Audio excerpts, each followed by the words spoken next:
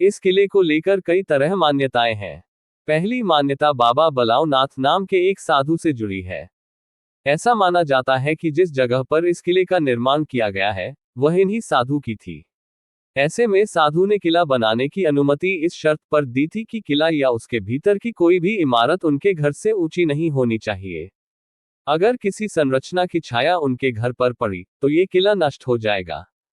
कहा जाता है कि माधो सिंह के पोते अजब सिंह ने इस चेतावनी को नजरअंदाज कर किले की ऊंचाई बहुत बढ़ा दी, जिसके परिणामस्वरूप साधु के घर पर छाया पड़ी और शहर नष्ट हो गया। राजकुमारी रत्नावती से भी जुड़े हैं तार। इस किले के हॉन्टेड होने की कहानी यहाँ की राजकुमारी रत्नावती से जुड़ी है। कहा जाता है कि राजकुमारी बहुत सुंदर थी, जिसकी वजह से काले जादू में माहिर एक जादूगर को राजकुमारी से प्यार हो गया। एक दिन जब राजकुमारी अपनी सहेलियों के साथ खरीदारी करने गई, तो जादूगर ने उन्हें इत्र खरीदते देखा और इत्र को प्रेम औषधि से बदल दिया।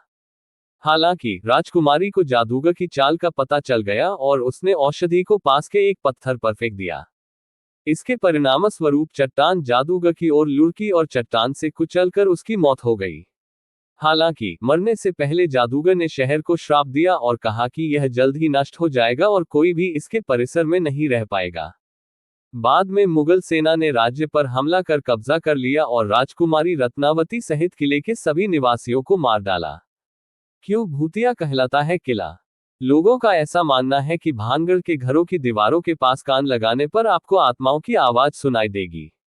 इसके अलावा स्थानीय लोगों का ये भी मानना है कि अक्सर किले से किसी औरत के चिल्लाने, चूड़ियां तोड़ने और रोने की आवाज भी सुनाई देती है। वहीं दिन के समय इस किले में जाने वाले कुछ लोगों का कहना है कि किले में उन्हें ऐसा महसूस हुआ जैसे कोई उनका पीछा कर रहा है।